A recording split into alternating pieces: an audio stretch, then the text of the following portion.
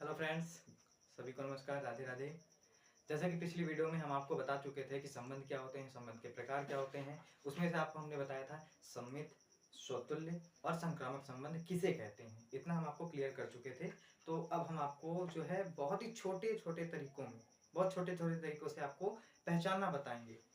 और देखिए ध्यान से, आपको हम बताने वाले हैं इंपॉर्टेंट एवं रिपीटेड क्वेश्चन, यानी कि जो रिपीट होने के चांस पूरे पूरे हैं इस बार, और जो इम्पोर्टेंट है।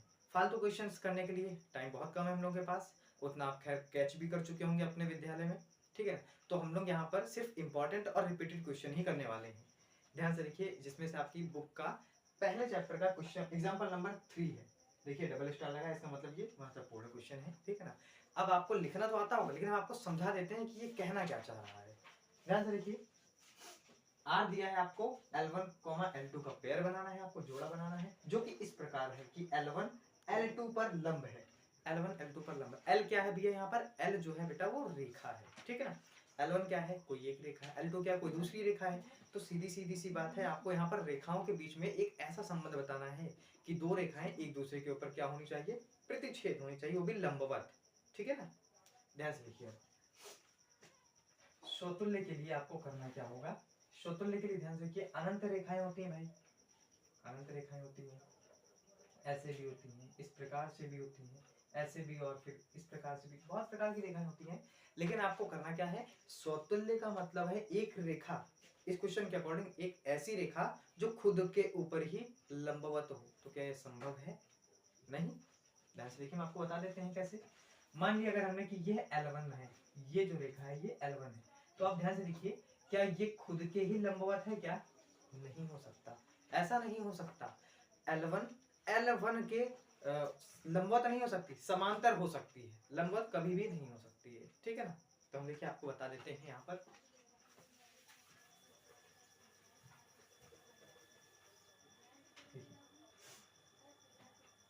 L1 L1 पर लंब नहीं है।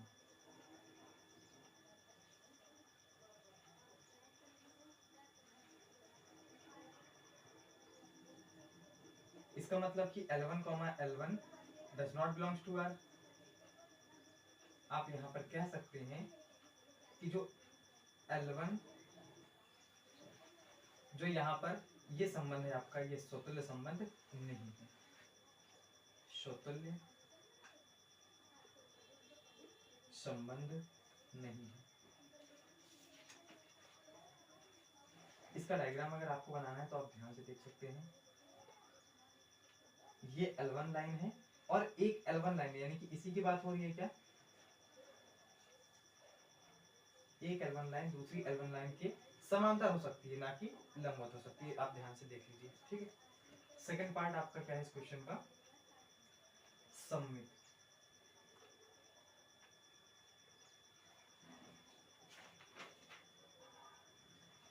सममित संबंध, ध्यान से देखिए। अब सममित संबंध में आपको करना क्या होता है भाई, सममित संबंध में आपको बताना है कि अगर एक रेखा L1 दूसरी रेखा L2 के लंबवत है, तो L2 जो है वह L1 के लंबवत होगी।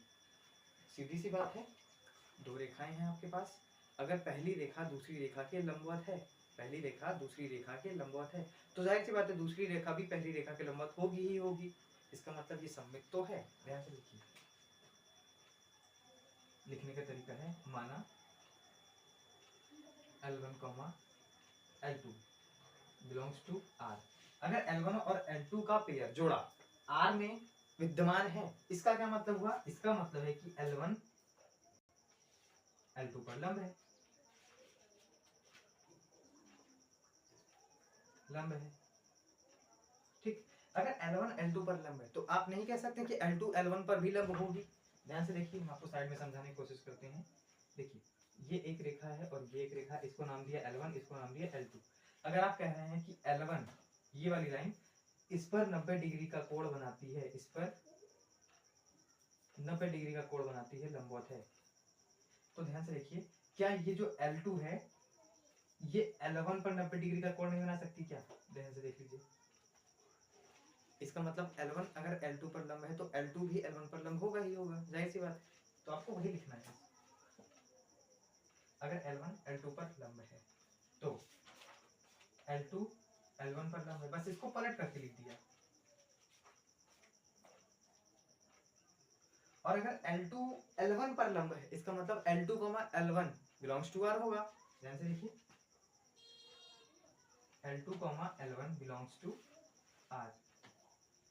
ध्यान से देखिए, आपको कंडीशन क्या चाहिए थी, अगर L1 L2 belongs to R है तो L2, L1 belongs to R होना चाहिए।